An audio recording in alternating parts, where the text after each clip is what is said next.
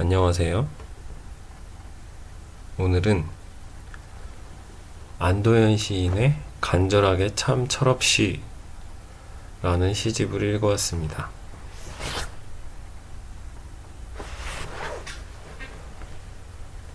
제가 시에 관심을 가지기 시작한 게 최근 3년 정도 사이 같은데, 한참 소설을 읽다가 좀 문장을 키우고 싶어서 읽기 시작했던 것 같아요. 그래도 몇 권은 읽은 것 같은데 시집 리뷰는 처음인 것 같아요. 그 전에 안도현 시인이 쓴 시 작법, 가슴으로도 쓰고 손끝으로도 써라 라는 책의 후기를 적었었는데요. 그게 전부였던 것 같아요. 처음에는 시집을 읽기 위해 일부러 앉아서 시를 읽곤 했었는데, 그러면 금방 졸음이 쏟아졌던 것 같아요. 그래서 요즘은 화장실에 갈 때만 읽습니다. 그 뒷간에 앉아가지고 시를 읽는다는 게 좀 시인한테 좀 미안한 생각도 드는데, 화장실에 집중이 제일 잘 되는 것 같아요.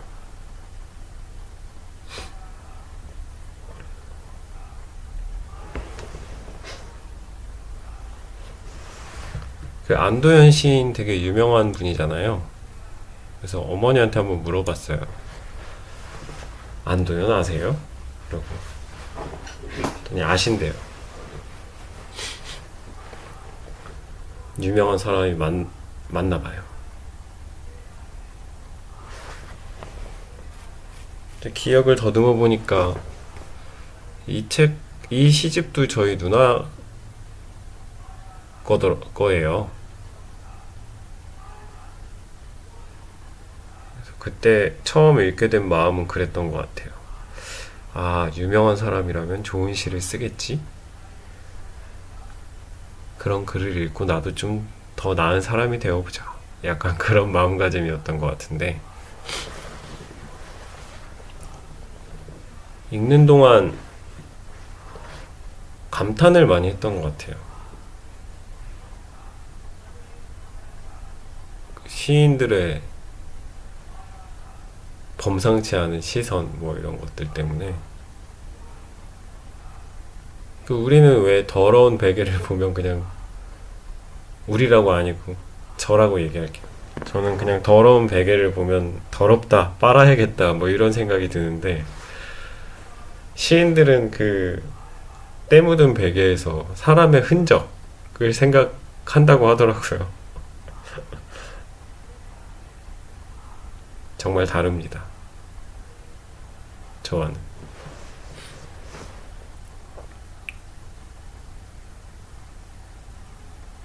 적어도 좋은 시인들은 그런 남다른 시선을 가진 것 같아요.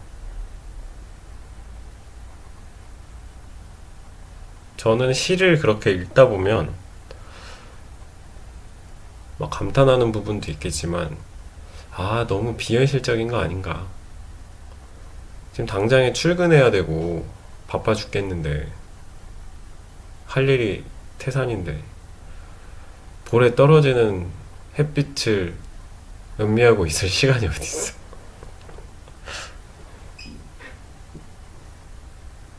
좀 그런 생각도 들긴 해요. 그래도 저도 억지로 시를 읽다 보면 조금은 시인 같은 마음을 가질 수 있지 않을까. 그들처럼 생각할 수 있지 않을까. 그런 생각을 했는데, 그냥 화장실에 앉아있는 시간만 길어진 것 같아요.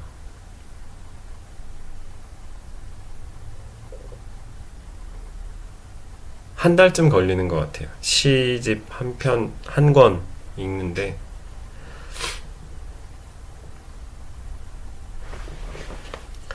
근데 확실히 의자 책상에 앉아갖고 시집을 읽는 건 좀 안 어울리는 것 같아요. 그 집중도 잘 안 되는 것 같고.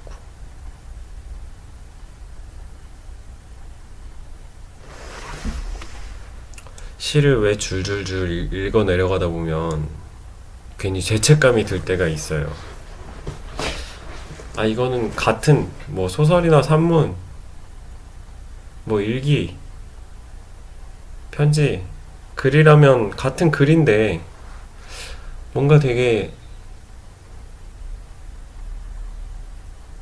그래 식상한 표현으로 한다면 뭐 함축적이잖아요.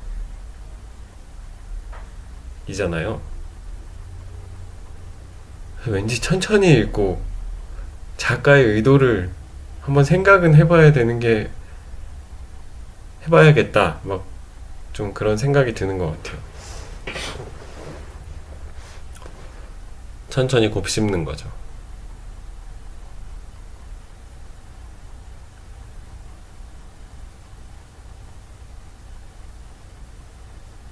그래서 저는 약간 마음을 건드리는 뭐 시구나 뭐 이런 게 있으면 억지로라도 눈을 감고 생각을 해보는데 뭐 그냥 별로 떠오르는 건 없는 것 같아요.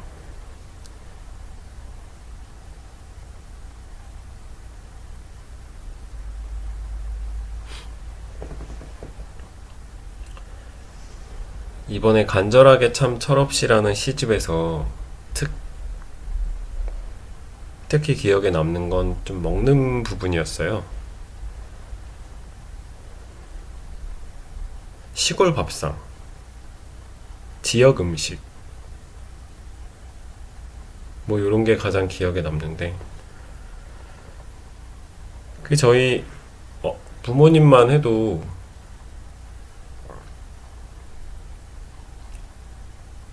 어릴 때 먹던 음식이나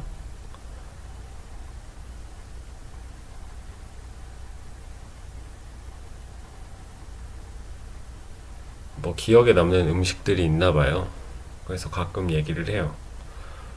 예를 들면 계란찜에는 새우젓이 들어가야 되고 그 미역국에 찹쌀 경단이 들어간 건 뭐 골매우는 음식이래요. 그런 것처럼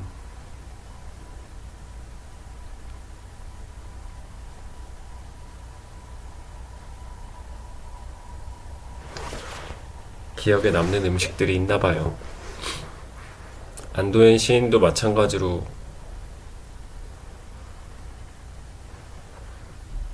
그런 음식들에 대한 얘기를 해요.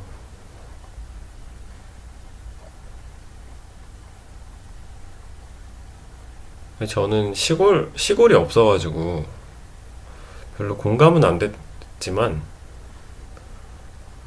결국 저희 세대나 저희 이후에 저보다 나이 어린 친구들도 아마 그 세대만의 음식이 있을 것 같아요. 굳이 시골 밥상은 아니더라도 그런 생각은 했어요.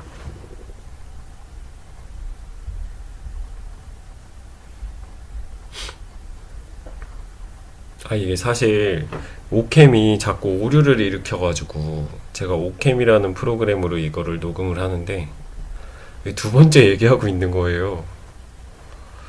근데 또 첫 번째랑 똑같은 거 보고 얘기하는데도 다르네요.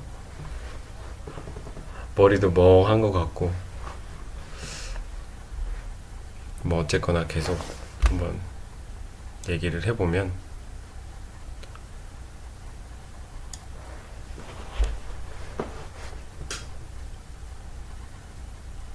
맞아요. 시골 밥상이라는 게 중요한 게 아니라 그 음식을 만들어준 그 어머니가 됐으면 어머니, 할머니였으면 할머니, 그 마음이 중요한 게 아닌가. 그 그런 생각이 들어요. 저희도 언젠가 그런 향수를 느낄 때가 오겠죠. 음식을 통해서.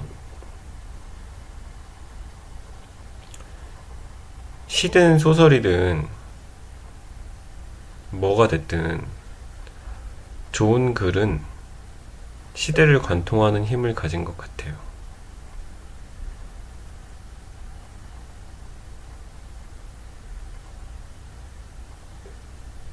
왜 오래 가잖아요. 사람 본질에 대한 거,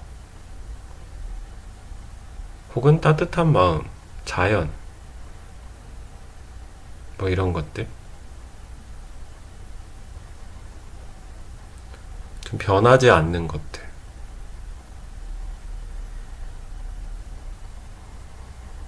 그런 의미에서 이 간절하게 참 철없이에서도 변하지 않는 것에 대한 것들을 생각하게 하는 힘이 있는 것 같아요.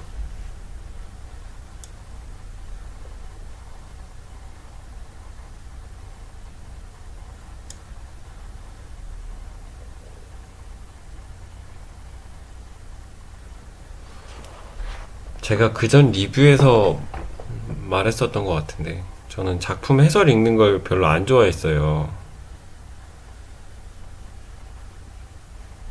근데 요즘에는 또 생각이 바뀌어서 해설을 읽는데, 그 해설을 하는 분들을 보면은 소설가 혹은 시인, 평론가 이런 분들이 많은데, 시인 자신도 자신의 작품에 대해서 다 설명을 못 하는데, 그래요. 다른 사람이라서 더 잘 볼 수도 있는 걸 수도 있겠는데, 근데 저는 약간 이 평자들이 작가를 딛고 올라서서 얘기하는 것 같은 느낌을 받고 막 그랬던 것 같아요. 그래서 심통이 좀 났다 그래야 되나? 약간 좀 어린 마음, 지들이 뭔데? 막 약간 이런 거.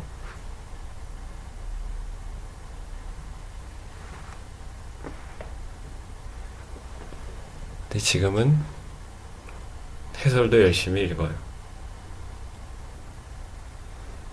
제가 곰곰이 생각을 해보니까, 그, 제가 해설을 읽고 되게 그 사람 생각을 많이 따라갔던 것 같아요. 그래서 그런 나 자신을 발견하고, 아, 그러기 싫은데, 자꾸 마음이 마음대로 되지 않아. 그런 부분에서 짜증을 느끼고, 인정하기 싫었던 것 같아요. 저 사람 말에 좌지우지 된다, 막 이런 게. 그래서 지금은 좀 좋은 작품을 읽고, 내 마음에 드는 작품을 읽고, 해설을 읽고, 그런 과정에서 그거를 좀 한 걸음 떨어져서 바라볼 수 있으면 좋지 않을까. 그런 생각을 좀 해요. 작품도 한 사람의 생각, 해설도 한 사람의 생각.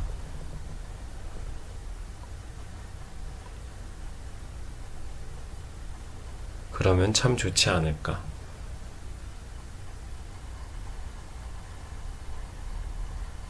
위대하건 못났건 어쨌거나 한 사람.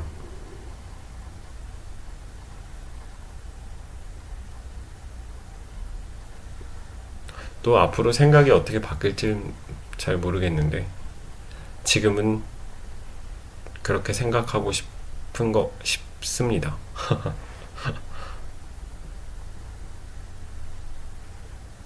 오늘은 시집에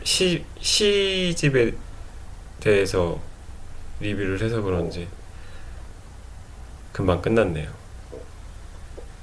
원래 이렇게 좀 짧게 짧게 돼야 되는데, 요새 녹음했던 몇 편은 너무 늘어지게 했던 것 같아가지고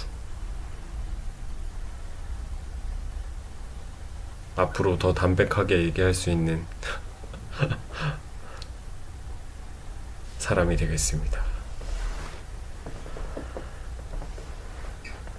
오늘은 여기까지 얘기하겠습니다. 감사합니다.